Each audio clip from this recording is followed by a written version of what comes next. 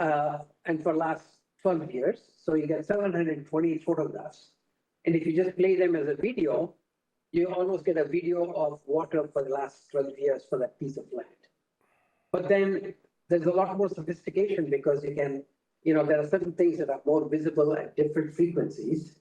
And also you get a broad perspective of what's going on.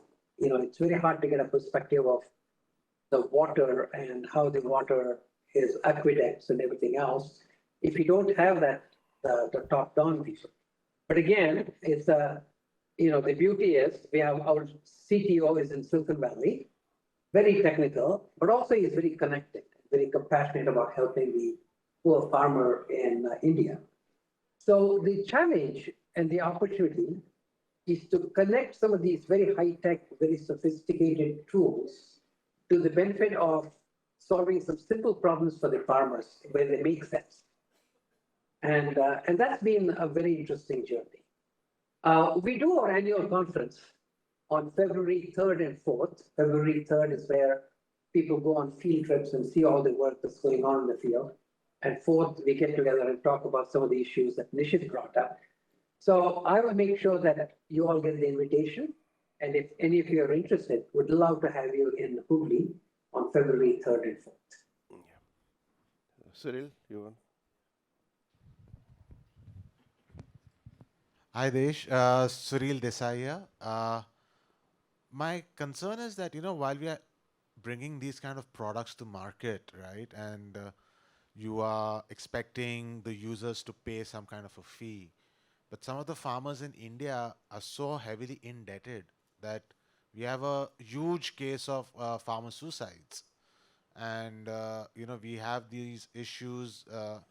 And by bringing more such solutions, it's a great thing. Don't get me wrong, but isn't it increasing the burden of debt on these already people who have absolutely nothing, and they're using their fertilizers to kill themselves and their entire families at one go? And do you think a freemium model, like a Google-like model, is more applicable? Where you give all these services for free, and you take their data and you create kind of like a token economics behind the data, so that every time you collect some data from theirs, you're giving them a token, and these tokens are tradable. Yeah, no, you're absolutely right. That some of these people have huge amount of debt. And that's the challenge in coming up with a product for this sector, because these people have very, very low risk tolerance.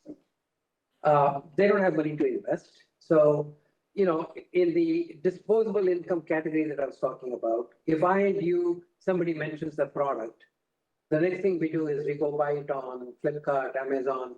If it works, great. If it doesn't work, no big deal. But for these people, any of these interventions are existential questions. If they don't work, they're dead.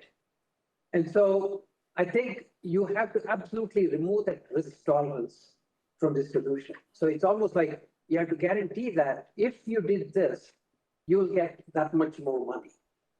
And almost give a money back guarantee to these solutions, which is what we lack in the nonprofit sector, because most of the nonprofits claim that they do a lot of good things, but you say, okay, will you give me a money back guarantee, they'll back off.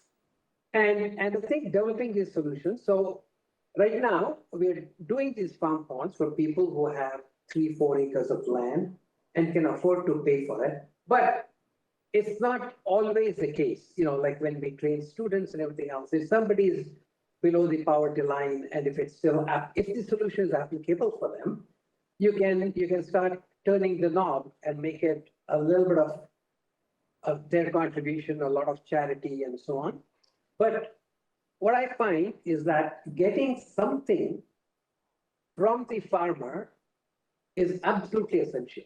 There's a lot of government programs, and people claim that they've done lakhs and lakhs of these farm ponds. But you go and see, there's not a single farm pond there. There'll be a little hole that is totally dysfunctional. So somehow you have to keep coming up with solutions where they do have a stake in the game. But like you say, if people really can't afford the whole thing, they don't have to pay for the whole thing. But they have to show some intention of wanting to be a part of the game. So developing these solutions, and then slowly, I think this is another thing. For example, skilling when we do, if you go to a college, nobody gets a job.